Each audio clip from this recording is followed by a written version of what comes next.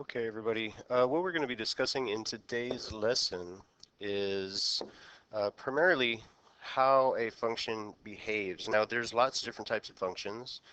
We're primarily going to be looking at 6 particular kinds. Here's the first 3: linear, quadratic, and cubic. So what we see are first are the parent function equations for each of their respective functions, followed by a graph of what they look like and the domains and ranges of them. So please make sure you get these kind of copied down in your notes so you can have them referred to. These are the next 3 that we're going to be taking a look at. And I didn't realize that the absolute value one moved like that, so don't look at the shifted one, look at the primary one. But what we have, the next 3, and these are pretty much the last ones that we're going to look at, absolute value, square root, and cube root. So again, you see what the functions look like as well as their domains and ranges. So please make sure you also get those copied down in your notes. Now here, we're not going to be talking so much about how transformations are applied. That'll be coming later. But what we have are some transformed functions that we're going to be taking a look at. And as you can see up top, the A, B, and C parts, these are the things that we're going to particularly be taking a look at.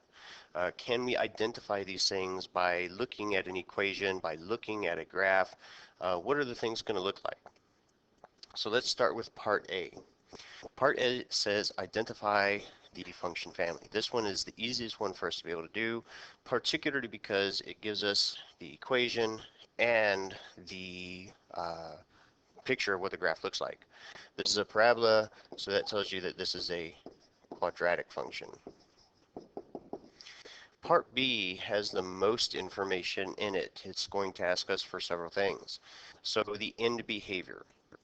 Now let me explain just a little bit about what end behavior is.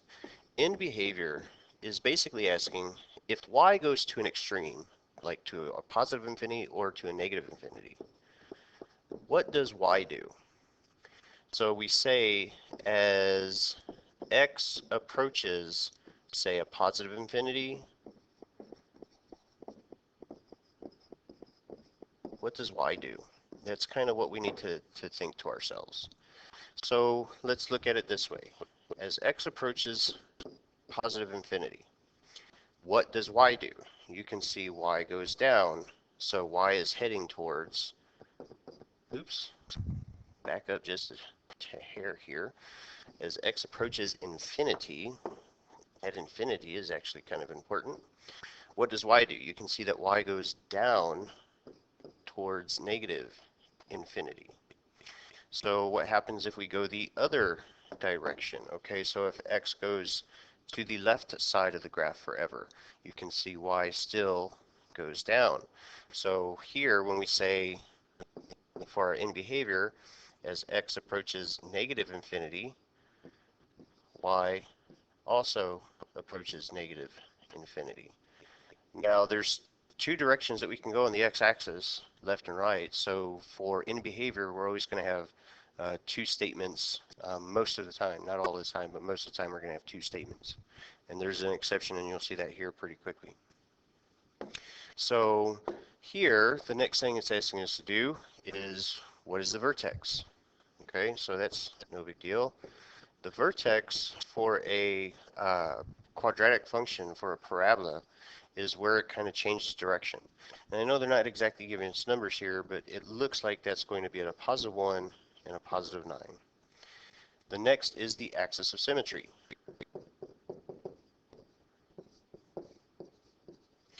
The axis of symmetry is the imaginary line. We don't actually have it drawn in the forest, but it's the imaginary line that divides it into 2 parts.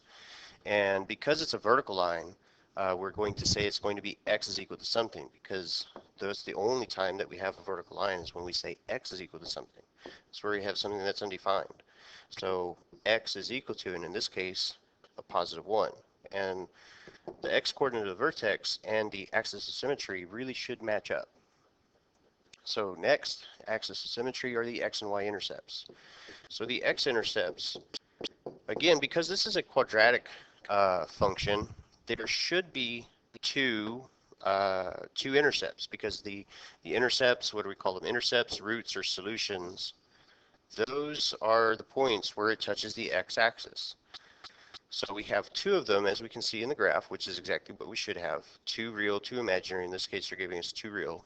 So we have -3 and 0 for one of them, and we have +4 and 0 for the second one. I'm sorry, that's not -3, that's -2. I'm not counting my axis right. So let's fix that here. -2. And so the y-intercept,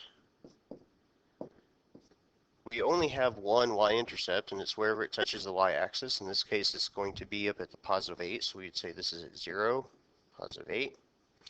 And we are going to write the intercepts as an ordered pair. That's just always how they're done. Sometimes in Algebra 1, teachers will kind of let you guys get away with that, but here we definitely need to make sure that we're writing the intercepts as ordered pairs. And so that's pretty much it for part B, vertex, axis of symmetry, and all that stuff. So the last thing we have to do for part C is what is the domain and range. Now what you saw at the beginning of the presentation is that the domain of any quadratic equation is always going to be all real numbers. So we can just write it like that. The range, we always start at the bottom. So whenever we're looking at the range, we want to start at the bottom and work our way up and see how far down do we go. Well, we go all the way down to infinity, but we only go up to this point here, which happens to be a +9. And because it's included, we put the bracket sign around it. I'm going to be here for a while. So the next example that we see here, we're going to be talking about, okay, well, what kind of function is this? Now, as we do more of these, we're going to have some that we can identify simply by the graph, some that we identify simply by the equation that we have. The equation is a dead giveaway of this one, and the way the graph looks like as you do more of these, you're going to recognize, well, this is a square root function.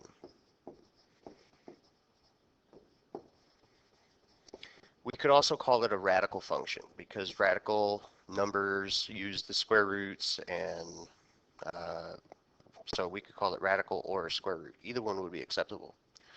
Let's take a look at the second part. Again, part B is going to ask us to do several things. What is the end behavior? Now, this is the one kind of exception that I was mentioning a second ago, because if you just look at the graph, it doesn't go to the left at all.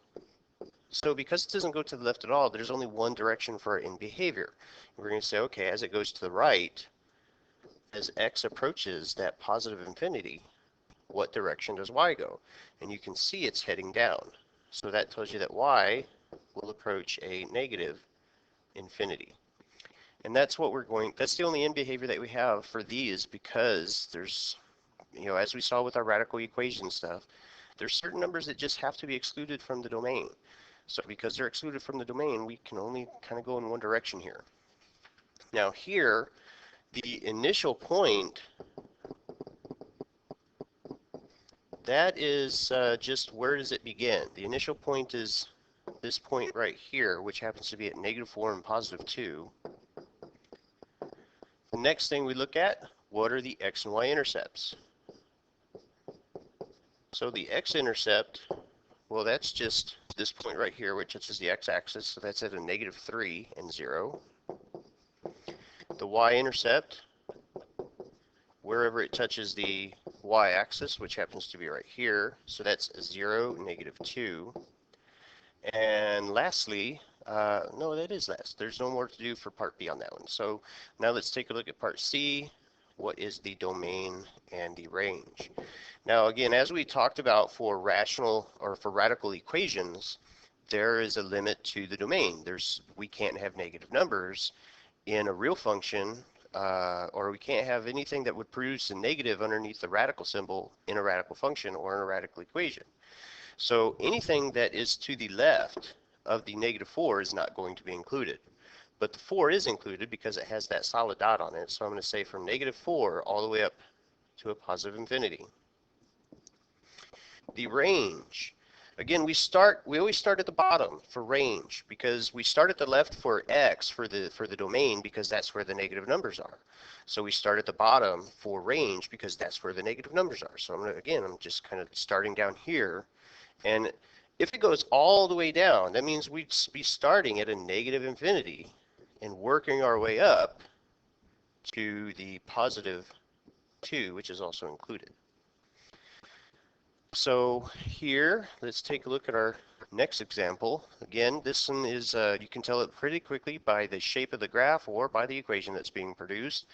The function family that this comes from is the absolute value function.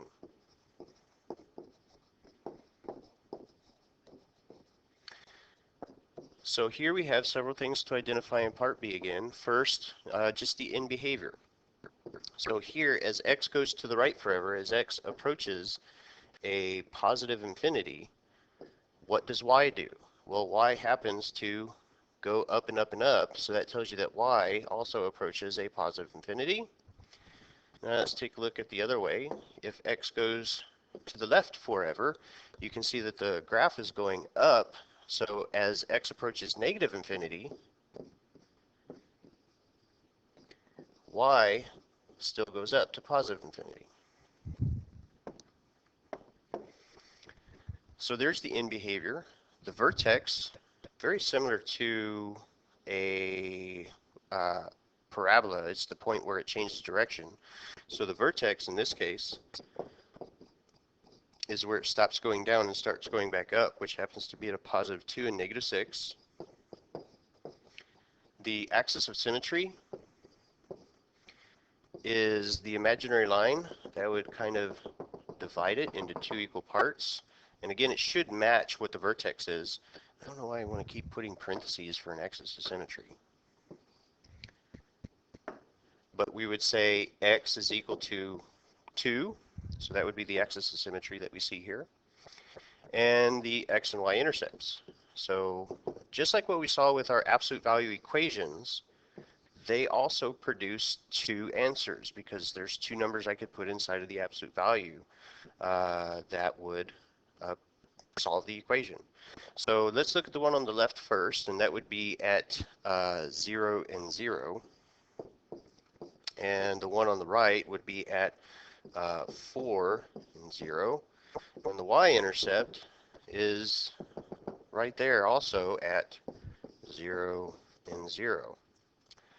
And lastly, what is the domain and the range? So again, from the front, from your notes, you should see that every absolute value function should have a domain of all real numbers. And you can see, because as x goes to the left forever and x goes to the right forever, it incorporates all of the numbers. Now the range, again, we start at the bottom for range because that's where the most negative numbers are. That's where the smallest numbers are. So here, we're including the negative 6, and it's going to go all the way up to a positive infinity. So here, the next one that we're going to be looking at, this one is a little bit hard to tell just by looking at the graph. It takes a little bit of practice to be able to recognize what these are. But again, the equation here, that 3 is the real tell-all. That's the sign that tells you what it is. This is a cube root function.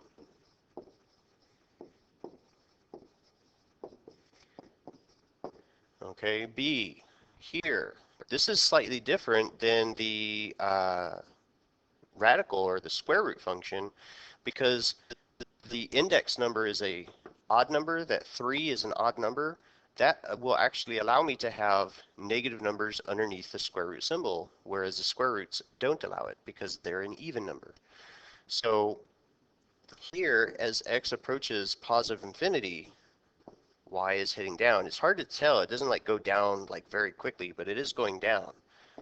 So as x approaches positive infinity, y is going down towards negative infinity. The other direction, as x heads to the left forever, you can see y is going up.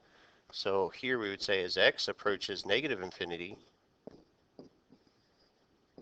y goes up towards positive infinity.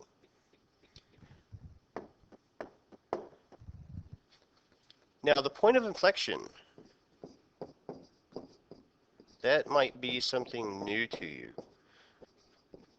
The point of inflection is not like a vertex or an intercept, or not necessarily an intercept anyway, but it's the point where it kind of twists around itself right here. So that's the inflection point. Inflection point. And the point that it does that there is at 0 and +1. So it is on the y-axis. So when we get to it, that is going to be one of our roots. But let's take a look at our x-intercepts. Where does it touch the x-axis? And there's one point that it touches the x-axis. It's right there. So we would say +1 and 0.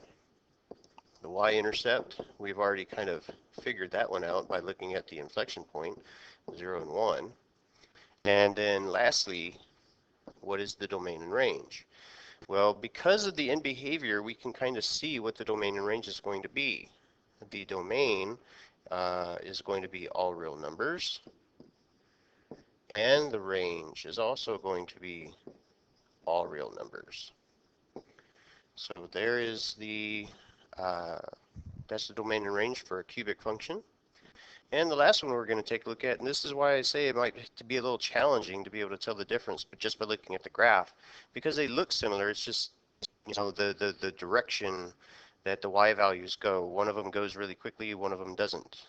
X values here don't look like they grow super fast, while the y numbers do look like they grow super fast. So this one, again, if it's difficult to tell from the equation, or from the graph I should say, the equation is something to the third power, so this is a cubic function. The end behaviors, again, as x goes to the right forever, towards positive infinity, y you can see is heading up towards positive infinity. If we go the other direction, to where x is heading to the left forever, you can see y is heading down forever. So we would say as x approaches negative infinity, y also approaches negative infinity. Oops, hit the wrong button. And now the point of inflection is again where the point where it kind of turns around on itself. The inflection point, in this case, is going to be at -1 and 0. The x and y intercepts. Now, because this is a cubic function, it is possible for us to have 3 solutions, but we can only see one of them. So that means that the other two solutions are probably imaginary. So we have one x-intercept, which happens to be the same thing as the point of inflection. The y-intercept that we see is right here at 0 and +1. And finally, the domain and range.